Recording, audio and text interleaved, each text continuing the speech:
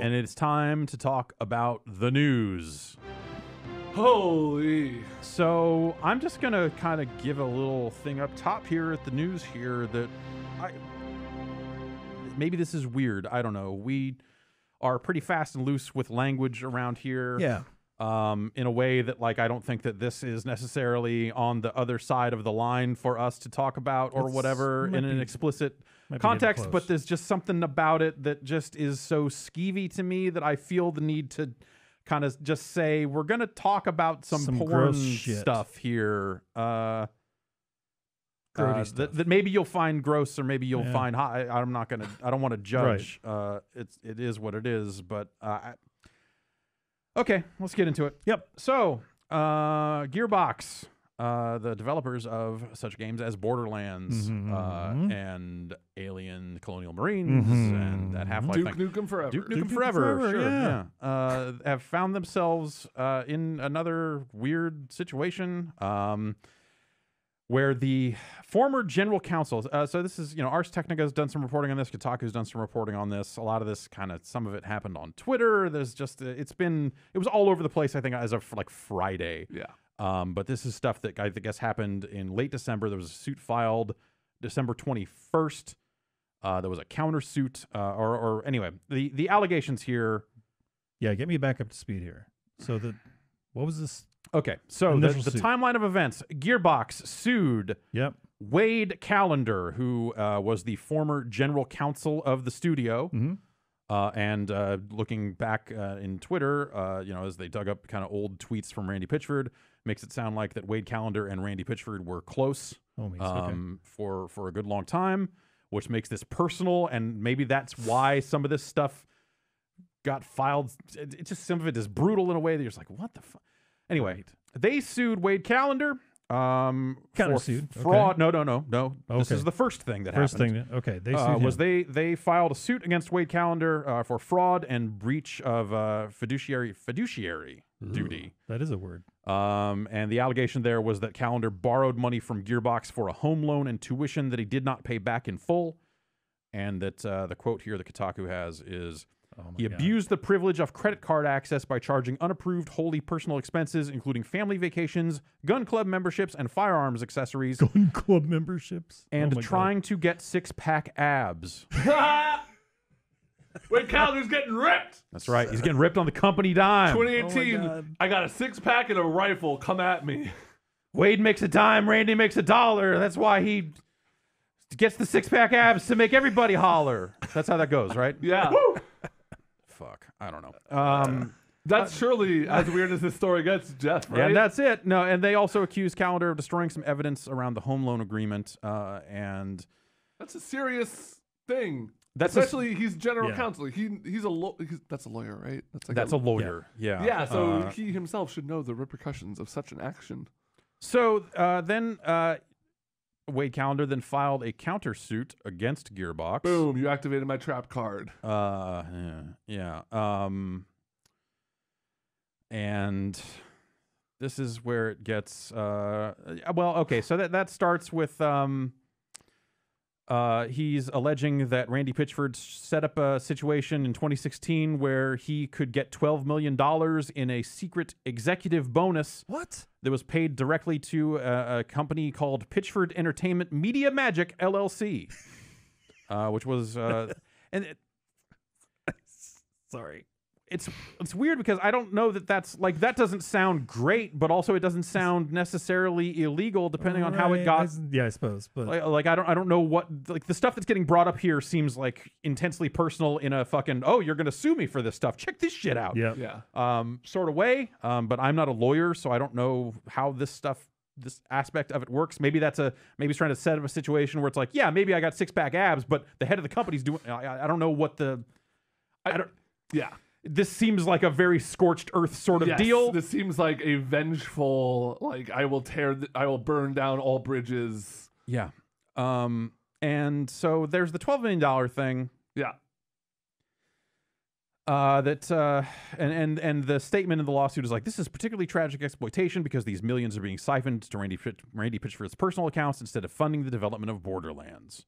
That's pretty fucked up. That's if that's that doesn't look great. Yep, not a good look for not a great look at magic all. Company. The man's a literal magician. Made the money disappear. Just gonna say that up front. And I don't know.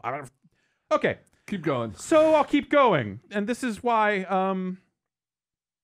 Okay, well, yeah. So the other allegation is something that apparently happened in 2014 involving a USB drive that was left in a Dallas, Texas restaurant. What kind? Was containing sensitive documents about Gearbox. We'll get there. Okay. He left a USB drive in a medieval times, full of company info. That's so irresponsible. Full of company information. Full of privileged information. Yeah. And the allegations here are that it dealt with its partners like 2K and Sega and Sony, Microsoft. Like stuff that was like, hey, that would be damaging to more than just Gearbox if that information was out there. Yeah. Is what the allegation is. And also, the lawsuit states that the USB drive also contained, and I'm just gonna. This is Randy Pitchford's personal collection of underage pornography. Okay. Is what the lawsuit. That's what the lawsuit says. Okay, this is where Ars Technica kind of tags in with some additional information, and why would that USB drive leave his possession at a medieval time? There's more. Back up further. Why would that USB drive have both of those things on it? Is my first question. Yeah. Okay, so all right, let's go down this road. I guess I have a USB stick that I keep on a keychain. People lose their keys all the fucking time. Yeah, sure. Do you have company secrets and underage pornography on it? You shouldn't. No. Don't answer that question. Actually, as your counsel, I'm advising you to not answer that question. In the past, I have had one of those two things on the USB stick. Okay. And it was not illegal. But there have been cases where hey, sometimes people lose things that are confidential and valuable, and sometimes shit happens. Totally. Sometimes people see stuff off that, sometimes people lose a USB stick. Lose one or the other. I stole this USB stick that I have, honestly. Don't put both on the same drive. So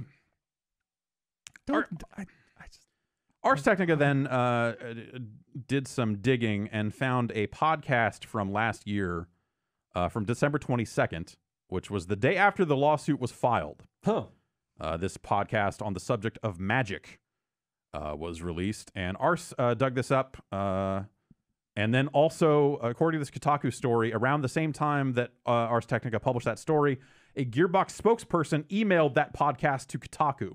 So keep in mind, this is something. This is Gearbox saying, "Hey, here's the thing." It's not as bad as it sounds, and it's not. Okay. If you take, still pretty gross. I'm not saying that. I'm saying this is Gearbox reasoning, probably. I guess the other portion of this lawsuit actually that is in our story is that that the Wade calendar alleges that that Pitchford siphoned Gearbox profits to fund parties thrown by Pitchford and his wife. And the suit describes these parties as gatherings where adult male guests have reportedly exposed themselves to minors to the amusement of Randy Pitchford. That is fucked up. Yes, that is fucked up. Hey, kids. And so tell me about the podcast. Watch me pull a rabbit out of my pants. So the podcast is Randy Pitchford's explanation. Okay. Sorry, I'm kind of scrolling through these news stories. I didn't have time prior to the show to assemble clean notes. And so yes, something called the Piff Pod, which is not about weed like you'd think it would be. No. Oh yes, that piff. All right. Would that be the spliff pod? I don't know. I don't know. Jason, I'm not going to get into this right now. Okay. So the Piff Pod. It's a podcast about magic, and again, keep in mind this was released a day after the suit was filed. And Pitchford is a guest on the show where he talks about porn he enjoys watching, is how the Ars Technica article puts it, including cam girl pornography. And I think I don't know that I need to. How does this casually come up in a magic podcast? Piffy's. Oh. I thought about going and listening to it to get the full context of like how they got into this story, because I doubt it was like, hey, a lawsuit was filed and here's what I'm. Exactly. This sounds more like, oh shit, this lawsuit was filed. I'm going to get out there and record what really happened here, so that when this comes up in a month or two, we can point back to it. Okay. That's what this looks like to me. But again, I did not go back and listen to the podcast for myself. I thought about it and then realized like I don't think I can do this. I don't think I can. I don't think I need to hear. I don't think I want to hear this. I don't want to hear Randy talk about this. So we know what a cam girl is, right? Yes. I don't need to explain that. Google it. Tokens. Don't Google it. It's like, okay, you know how Twitch does bits now? Yeah. They stole that from porn. Yes. Right. Anyway, well, it's live streaming and it's live stream porn. Yeah. Yep. Interactive. All right. So this is Pitchford explains that he's a consumer of this content, is the quote in the Ars article. Which again, I don't give a shit. I know. I don't want. Everyone in this room knew what I meant when I said cam girl pornography. So like whatever. I'm not skeezed out by that. I'm just picturing Randy Pitchford. I don't whatever. Want to Picture me if it makes you feel any better. No. Okay. So he confirmed that he copied a specific video to the memory stick, and I'm just going to read from the Ars article here. Okay. Honestly, it's a deep dive into this, and Sam has already done a better job of listening to this stuff than I have. So,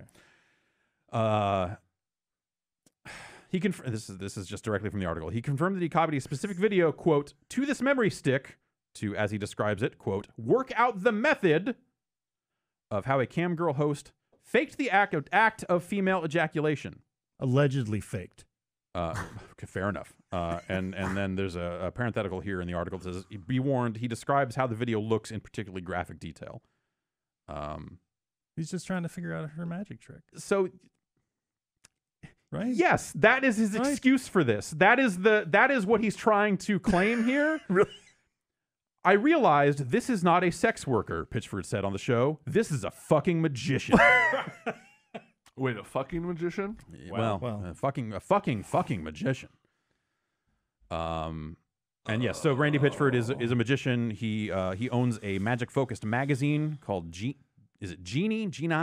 Genii. I think it's just Genii. Yeah.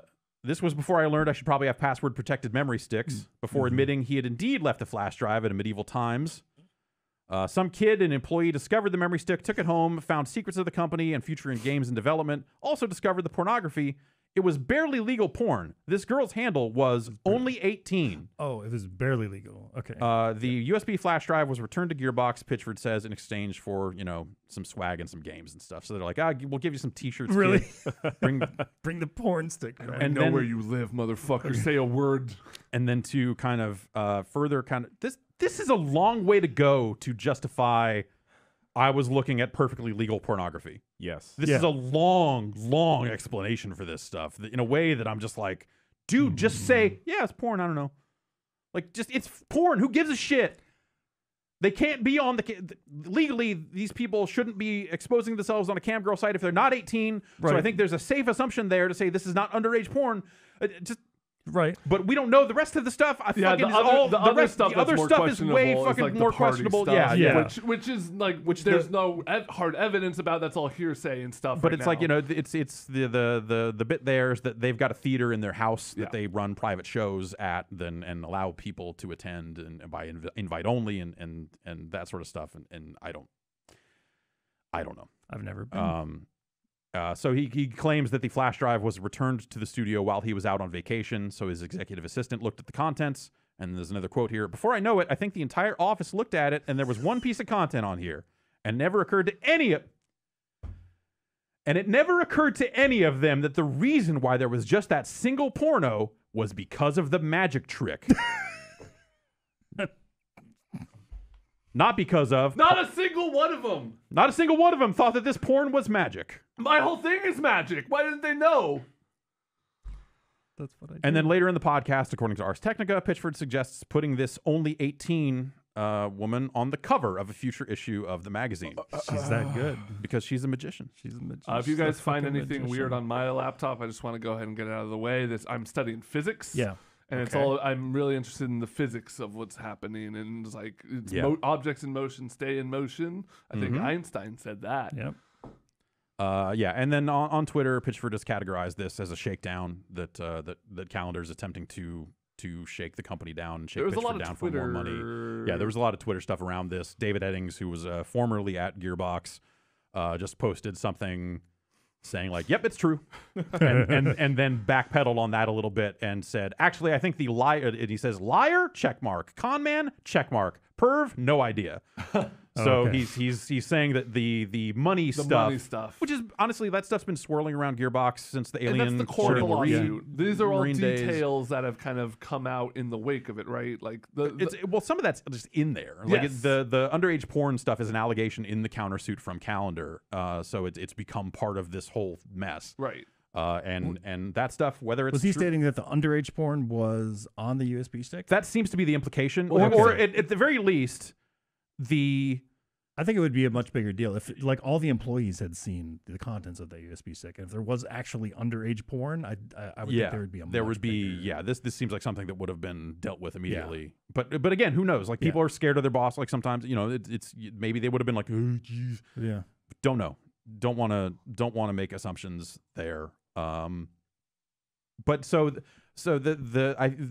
my read on this is that his description on this podcast is to explain specifically what this porn was, and that it was not underage porn, it was just porn. But then goes to this like extra length to say, but I was only interested in it because it was magic. Which is like, hey, look, man, sometimes guys get looking at porn, they come up with some fucking bad excuses. But this one might be the worst. Just say, even if that's all true, let's assume that that's all true. Yep. And that it was just magic. He wasn't just porn for the sake of porn. Just magic. He was just like, this is crazy. He was scouting for new magical talent. Yeah. Magicians are out there. Yeah. We're going to bring you to the Magic Castle, put on a show. He needed somebody to put on the cover. Like, I get it. Okay. Assuming all of that is the case, I feel like the shorter, less fucking suspect version of this story is, it was porn. Yeah. She was not underage. Like, done. Like, this whole further justification makes the whole thing sound way worse. It does. Like, what? Why are you going to these weird lengths to do all of this? Like, I don't know. Going on a podcast the day after the lawsuit was filed, and maybe now I need to listen to this to see how it came up, because that's the weirdest part about it. Yeah. The only other thing that maybe was it recorded prior to? Don't know. That's a good question. I don't know that we know that. The episode was posted the day after the lawsuit was filed. I don't know anything about the size of the podcast. I don't know if it was all live or what. one weird coincidence. Yeah. I don't actually. I wonder.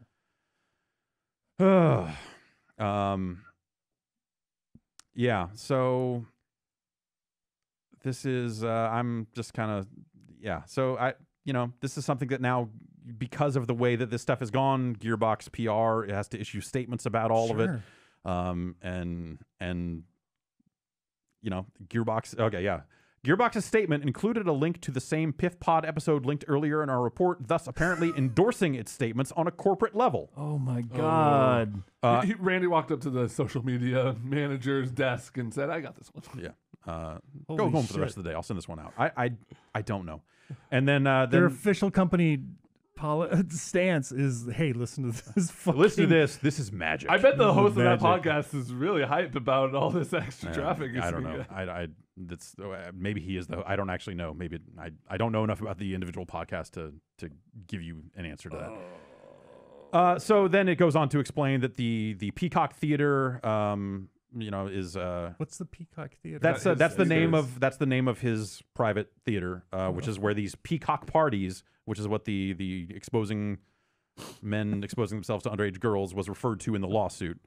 That's gross, and I'm not laughing at that. No, I'm laughing at Peacock parties. Yeah, and the Gearbox claims that every performance at the Peacock Theater is recorded and invites members of the press to watch any and all of these videos in private for further validation. I have never gotten an invite to. Damn it. Well, it sounds like we could. These videos' public release cannot happen without the consent from the performers, the statement says. Okay. And Arsh says they're going to follow up with their offer to view the videos. Though, look here. Okay. If you're running a private theater out of your home in a gated community. Yeah. Stuff's gonna go down. Like no, that's not. That's no stuff's not gonna go down. Yeah, it is. But I'm gonna say, even if you're sitting there saying like, "Hey, all these performances were recorded," not all of them were. How's anyone gonna know? Yeah. It's it's He's never had a private party that he didn't record. Whoops, we forgot to turn on the thing. Well, whatever. There's maybe that's all on the up and up. Again, this is just two friends who fell out of favor, suing the shit out of each other through their respective lawyers, and it got nasty immediately. And you want to hope that this stuff is not true, because you don't want to hear about people getting exploited like that. And underage. It's just fucking terrible. It's beyond the pale. It's Gearbox, I think, has kind of gone through the ringer in these last several years here, like post Alien. And then you got Randy Pitchford out on Twitter, like saying like, "Hey, look out! I'm being told there's Battleborn porn out there," in a way that made it seem like, dude, did you just make this subreddit yourself? Like the whole thing just seemed like, why bring it up? Why bring it up? Why bring it up? I think he has a habit of bringing up porn. And I think that's So that's the kind of the weird thing here, is that it's not the first time that he's been out there going like, "Hey, porno." At the time, that seemed to me like, "Hey, Overwatch porn is huge. What if we get a lot of Battleborn porn out there?" That is absolutely what it seemed like. But now, the head of the studio, that mushroom guy, getting out there saying like, "Yeah, that mushroom. He's a magician. You got to put him on the cover." Some of this stuff is baffling, because like the lawsuits are what they are, right? It's tragic. It's disgusting in some ways. Even if it was just about the money, even if it was just, hey, he's diverting $12 million from the company to fund his own private slush fund shit, like that sucks. Right. That alone is awful. And then all this stuff in the mix just makes it so, like you said, it's beyond the pale. It's disgusting. Magic's weird. Yes, it is. Maybe separately from this, but yes. I am fucking, I guess, like now at this point, like where we're supposed to wrap this up and move on, I'm kind of just fucking speechless. And I don't know where it goes from here. It's already nasty, and these details are fucking disgusting. And you hope it's just over money and a friendship fallout, and not anything more than that.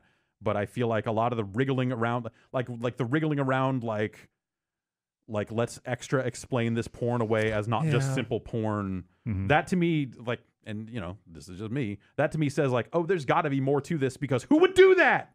Who would go out of their way to explain that this way, unless there was like something to all that? Maybe it wasn't about magic, Jeff. Maybe not. Maybe not. Maybe it was about money the entire time. Why would you have to save the whole video? Because it's easier, like what are you going to get? Video editing tools and just get down to the 2-second instance of just like, wow, that's a magic trick right there. Okay, also it's all about the build up. Yeah. I'm thinking about, it's all about the sleight of hand that leads up to it. There's a whole thing. How do you, I don't know how cam girl sites work really in depth, but all right, let's talk about it then. To my impression, and this could be unfounded, is that it's a live streaming service. It's not like a lot of videos on demand. So does this mean he's recording potentially hours and hours and hours of cam girl shit? I don't know. I will say that I'm pretty sure that some people in that line of work will also separately offer clips for sale, to use the actual term. And because like Twitch VODs is a thing too. So there are cases where it's like, oh, if you are tipping this amount of money, you'll get access to this tier of additional content, and all this sort of stuff. Basically, it's everything Twitch is doing. A lot of the stuff Twitch is doing came from that world. Very even if which look, when Twitch rolled out bits, I was like, and maybe this says more about me, I knew exactly what they were doing. They didn't have to explain it. I was like, oh, okay. No, Jeff, this is a way to support your favorite content creator. No, it is. It absolutely is. When Twitch rolls out the ability for a streamer to go private one-on-one with a viewer, we'll know that this is truly, that they have completed the task. It's not about magic anymore. Just say it's porn. Just say, oh yeah, I had some legally obtained legal porn. Yeah. and stop shaming me for enjoying porn. I mean, end of story. If it's like a specific but that's the person boring story. streaming, right? Then it should be easy to track said performer down and verify that she's like of legal age. I did kind of want to look and see. And like that should be the end of it. If this performer existed on any one of the numerous sites out there doing this stuff, but I'm sure she's on Twitch. Just don't put your porn on. No, it's not on work soft hardware. Get a better keychain. Yeah. Get two. Get one you keep in your sock. You get $12 million now. All of a sudden, get a second laptop. Stop getting so drunk at medieval times. It's not that. I've never been to medieval times, and I've always ridiculous. wanted to go, and now this is all I will ever think about when medieval times comes up. Yeah. That's maybe they should have a note. No, that's not. I was about to say that's maybe the saddest thing of all this, but no, we're talking about potentially that is the saddest thing. So let's not lose sight of that that there's like some of these allegations are fucking dark. Yes. And we will see where it all goes. And if you hear me laughing, it's not about that. Please, I'm not trying to make light of that. It's such an absurd situation. The magic from the six-pack abs to six-pack on down. abs and the magic to stuff. No, exactly. Like that stuff just fades to the background of just like the lawyer got sued first because he wanted gun lessons and sick abs. Wasn't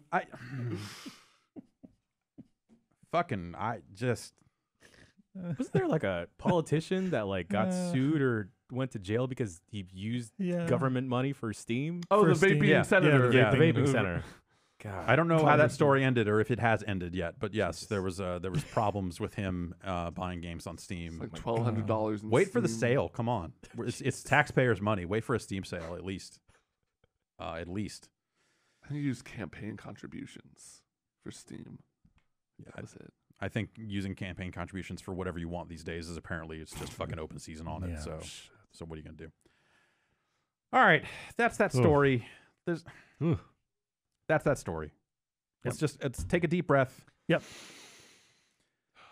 Cleanse, and we'll move on. It smells like turkey leg. A nice big. That's me. It's like a flargon of ale. Yeah. It's like I'm back at the Renfest. Yeah. Oh. Yeah. Don't. Oh, they got never go they've back. got You guys magicians wanna go there. jousting? Oh no. Merlin. Destiny. Oh no. Let's talk about magic tricks. Okay.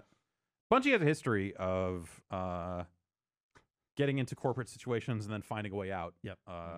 Almost like someone bundled them up in a box.